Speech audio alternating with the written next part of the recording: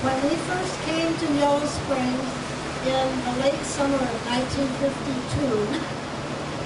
Andy was one of the first people who came up and welcomed us to the community, to Antioch.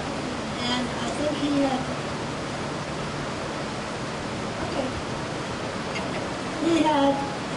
read in our faculty bios that we were Oberlin graduates, and that created an instant bond, because Oberlin graduates are kind of like Antioch graduates in that anybody from Oberlin is special to anybody else from Oberlin.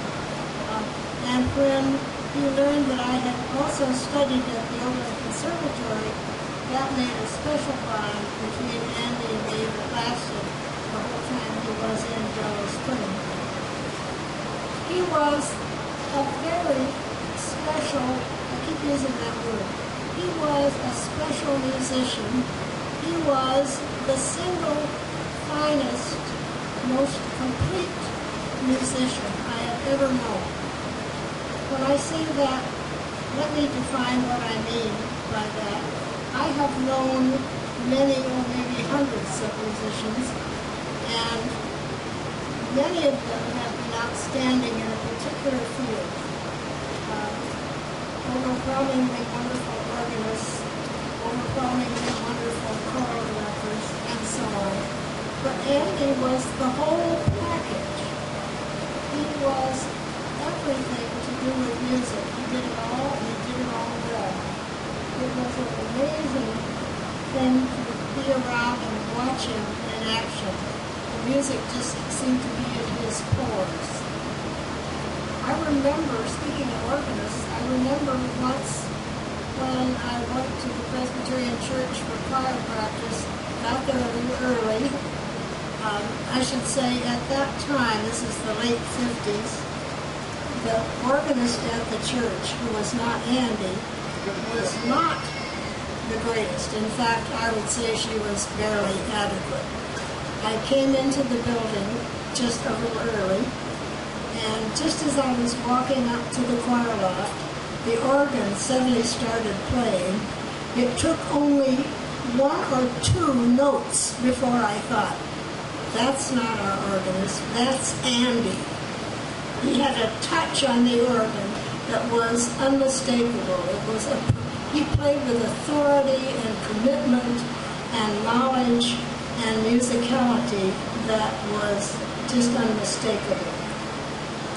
And I should emphasize, when he played the organ, he did it with a spirit that said, not, aren't I a wonderful organist? He did it with a spirit that said, isn't this a wonderful instrument?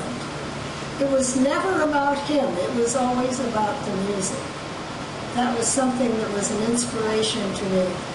Joan has mentioned the college photograph of Andy coming up to lead the singing. He was by far the most remarkable song leader I have ever seen in action.